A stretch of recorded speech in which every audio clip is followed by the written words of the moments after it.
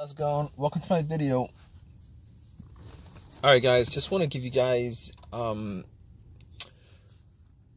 a fix on an issue that I had a couple days ago on my car. Alright, so basically it's like this. I used the car pretty much all day. There was no issues with it. Haven't had any issues with the car for a long while. For a long while means maybe like 6-7 months. Didn't do anything with it. It was running fine. No problems whatsoever. Was using it the whole entire day. It was kind of hot out, but not like the hottest day of the year, but it was pretty hot and humid out. So basically I used the car the whole entire day. Drove around, got stuff, ate, shopping, etc., etc. The usual works. So basically, the last thing I did today was I went to Petco to get a couple of hamsters. Parked my car, went in, looked at a bunch of stuff, fishes and stuff like that. Spent about an hour there. Got 2 hamsters, came out, got into the car, and then tried starting it, and it would crank, but it wouldn't start.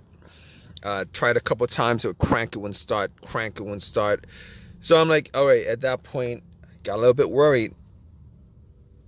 Got 2 hamsters out, it's like 95 degrees, very, very sunny, very, very hot, very, very warm, and I was like, all right, let me try a couple of things. I'm gonna press the gas pedal a couple of times, and then try to crank it. Maybe it was some glitch or something like that. Nope, didn't work. And then I was like, okay, maybe it's the shifter. I'm gonna shift it up and down. Shift it up and down. See, maybe it didn't like catch the park or whatever. Shift it, kept on bumping it up. Try to start. Nope, didn't work. So at that point, I was like, let me just, try to put it in neutral or whatever and nope, didn't work. All right, so, all the normal options that you would think you would do, I tried, and none of those things actually got the car to start. And so basically what I did afterwards is, I got 2 hamsters in my car. It's a hot day. I have no AC. So I'm gonna see if I could try to do something, quick fixes. Turn the lights on, and went out and try to see, checked out the beam, see if it was bright or not. Maybe it's a battery issue. Maybe it's something I could fix real fast. And the beams were pretty bright, so I couldn't figure out whether it was the beams or not, whether it was the battery or not. So I went back into my car. I'm like, I got 2 hamsters. And let me just, at that point, I brought the hamsters back into Petco, told them about the situation, had them kept it for me. So they kept it for me, so that I could resolve this issue, and then So anyway, I was like, maybe it's the battery. Because like I said, about 6 months ago, I had a bit of a battery issue. Car had issues starting. It was slow crank, but unlike this one, it was like very strong crank. I'm having like strong, like this issue was like very, very strong cranks. The cranks are very, very strong. I could hear, the starter motor running. It was very, very, very strong. So obviously, if you guys don't know anything about cars, obviously it's not the starter, because if you could hear a crank, it's the starter that's working. Obviously, it's not the starter. So anyway, I was like, all right, let me check out the battery. Right, so I got to the battery, I popped it out, and popped off. I checked out the battery and make sure the terminals were clean. Now I forgot. I don't think I actually cleaned the terminals when I changed out the battery 6 months ago. So I was like, all right. So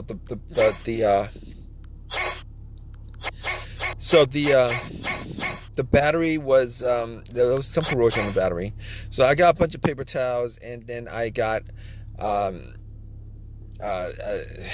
Coke that I got from McDonald's that I didn't drink all the way. And I poured the Coke, a little bit of the Coke on the terminals just to have it fizz. and I took some paper towels and I cleaned off the terminals, and then I put it back on. Now they weren't like super tight to begin with, but they were tight enough that I could wiggle it off. So if it were tight enough that I could wiggle it off, means that, you know, it was on there pretty good. Anyway, I cleaned it off pretty good, and try to start it again. It would crank, and then crank. Did it a couple of times. All right, at that point, I kind of knew that the battery wasn't the issue, you know. So, but anyway, I did get, about 6 months ago, I did get a NOCO booster pack to jump the battery just in case I had issues again, and haven't used it since. It was charged up to 100%, took it out, and it was like at 75%. 75%. So anyway, regardless, I popped it on, and then I tried to start the car, and what do you know?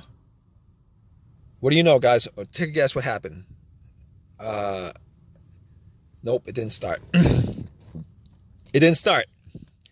Same thing, same situation. It would crank. So it helped me resolve. It helped me resolve an issue. Just as far as diagnosing, you know, I knew it wasn't a battery. So I knew it wasn't a battery. It wasn't the starter. Obviously, you know, I'm like checking stuff off as I go along the way. And like, if you guys are in this situation, you guys just check stuff off. You know, you can figure this out on your own. You can just check stuff off, which I'm doing. I'm checking stuff off. So not any of those stuff, not the terminals either. So the obvious things. But I was looking at the negative also, seeing as how I wasn't able to resolve it through maybe hoping it was the battery, but I was looking at a negative terminal. Negative terminal, if you guys don't know, if you guys are new to this, is the main ground wire. The main ground wire needs to be connected. It needs to be connected to the frame of the car, a truck, or any vehicle, for the electricity to flow right. And I made sure to check it out just to make sure that the cable was clean, the connection was clean and it was connected and wasn't loose or anything like that, and it wasn't loose or any of that stuff. So at that point, I could rule out the negative cable. So all those things I could rule out at this point: starter, battery, the terminals being corroded or loose, the ground wire. All these things are important, are integral to the car starting. Now, outside of that, those are pretty much simple.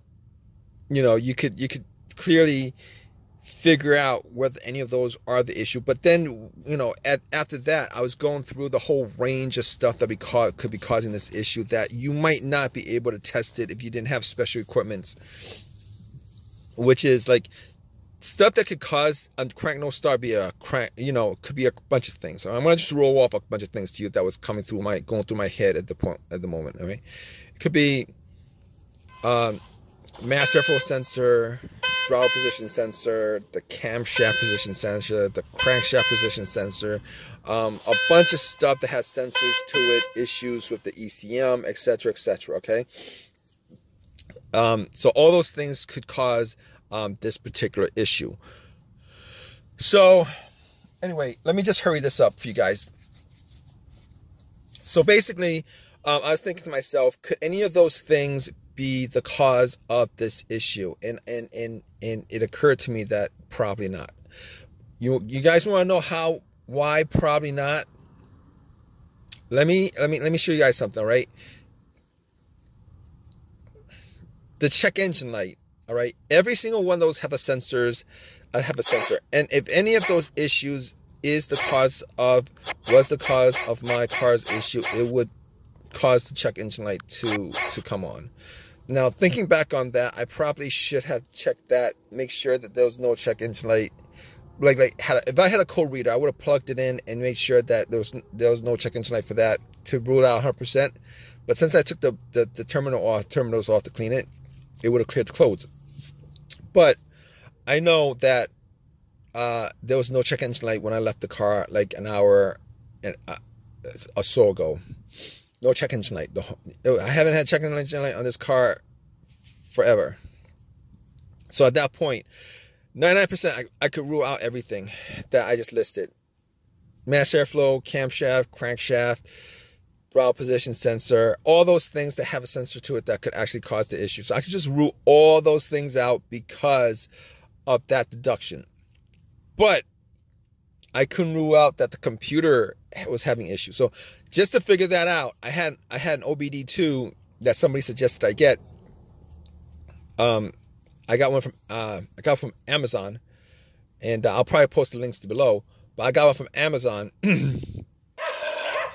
and anyway, I plugged it in, and I plugged it in not because I was thinking that maybe one of those sensors caused it. I was plugging it in just to make sure that the computer wasn't the issue, because sometimes if the car's ECM or ECU, or if the car's computer has issues with connecting to the car, it will cause a crank start issue. So I plugged it in, made sure that it scanned all the way. Now, if it scanned all the way through, gave me a reading, I know that the computer's connected, it's okay.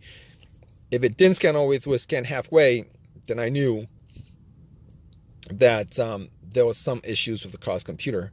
So I plugged it in, it scanned all the way through, read everything out, gave me a reading, everything. So at that point, I knew that I knew that the computer was fine. All right. So just to cut this short, I'm gonna move on to the next thing that could be causing it. All right. So I could essentially rule out all those things, but then I thought to myself, all right, we're just gonna go through a bunch of other stuff, and a bunch of other things that could be causing this could probably be the fuel filter, the fuel pump not working or malfunctioning, etc., clogged gas, fuel injectors, all that stuff. So I was thinking to myself, okay, normally I would do a fuel pump test where I would try to listen to the fuel pump whizzing, working, priming, etc. Normally, if I had two people with me, one standing right next to the gas cap and putting the ear to the gas cap, and then me just turning the car to the on position. Normally, you turn it to the on position, you could hear, if you were close enough to the fuel pump, you could hear the fuel pump priming, which is like a motorized whizzing sound where it just, a little fuel pump just priming the lines. Priming the lines, the fuel to the engine. And now, so basically, it was me and technically the two hamsters, but no, it was just me. So I got back in my car. I turned off everything, the blow motor, the radio, and all that stuff. It was very hot. It was very, very hot that day. Very, very, very hot. Very, very, very hot. Anyway, got back in my car, rolled up all the windows, and then I turned it on position a couple of times. Sat in my car, and in the heat, tried to listen to the sound, see if I could hear anything, like see if I could hear a whizzing sound, like zzz, zzz, or zzz, like a kind of buzzing sound. All right, so try to hear some kind of buzzing sound, zzz, something like that. Right? It's a low buzzing sound from the motor. See if I could hear it. And guess what, guys? Guess what? Unfortunately, I couldn't pick up anything. Fortunately, I could not pick up anything. So that was a bummer. That was a bummer for me. I couldn't pick up anything. So I was like, okay. All right. So since we couldn't figure anything out through that, we are going to go to and check out the fuses and the relays. All right. So just to hurry this up along, guys. Fuses and relays. So I'm checking out the fuses and relays. I'm checking out the fuses. All right, got to the fuses, checked out the fuses, and I had a little flashlight just to, check out the fuses, made sure that there was no browning on top, like none of the fuses were blown or burnt or whatever. And I was looking at the fuses, try to see if I could smell any kind of burnt smell, and I could not smell anything that was burnt. Wasn't able to smell any kind of burnt smell. Looked at all the fuses. They looked all right to me. All right. Didn't see a problem with any of the fuses. They looked all right to me. So I was thinking to myself, all right. Did not have a fuse tester with me. Was not able to I was able to I was able to see. I mean, I was very, very sure, 90% sure that there was no issues with the fuses because they didn't look like they were burnt to me. Through eyesight. So anyway, I moved to the relays and looked at the relays, looked at all the relays. Well, I didn't look at the relays, but I focused specifically on the fuel pump relay. I was like, there's a chance it could be the fuel pump relay that went bad. And now normally you would be able to test that out if you had some kind of, actually, you could do that with a starter, but you can't really do that with a fuel pump relay because you still have to listen to the fuel pump. The only way to check out if the fuel pump was working is if you listen to it, or you could use starter fluid. I didn't have starter fluid, so basically, let me just cut this short, guys. Let me just cut this short. All right, so basically, what I did was I looked for another relay. I checked out where the fuel pump relay was. I took it out. I took some Coke, poured it on a tissue, cleaned it out, popped it back in, tried to start it. It didn't start. It cranked the same way it was. It cranked. So I was looking for another relay, and then I swapped it. I forget what that relay was connected to, what component car it was for, but I swapped it. And then I got back into my car, and I was like, "Oh man, if this doesn't work, I'm gonna get my car towed." And I was thinking that I didn't think it was gonna work, but guess what? I turned it on and went, "What do you guys think happened, guys? What do you guys think happened?" I turned it on and went, "Bam, guys, it worked." Cranked. It cranked up. It cranked up, and it started, and it ran, and it ran. It started, and it ran, guys. So at that point, I knew if this happened to you guys, where you guys swap up the relay, and it started, 100% that the relay was the issue. Anyway, the relay was the issue. So I drove my car. Got the two hamsters back. Turned the AC on. Hot day, sweating like crazy. My t-shirt was drenched in sweat, muggy, and happy ending, guys. It was a very, very, it was a great ending because I went to AutoZone. Definitely got another relay for like $15. Popped it back in. I literally drove there. With it swapped out, and then obviously I took the bad relay from whatever component that was, put the good relay in the fuel pump, and swapped that other relay out, and has been working ever since. It's been working ever since. So I hope this story wasn't too long. Just to cut it short for you guys. Again, I'm sure you guys want to get back to diagnosing your car after watching this video, and hopefully this has helped you guys out as far as figuring what the issue is with your vehicle. But in any case, there's a comment section. Please leave a comment in the comment section. Please give me a thumbs up. Please subscribe. All that good stuff, guys. I hope you guys have a fix as easy as the one that I had on mine, guys. All right, take care.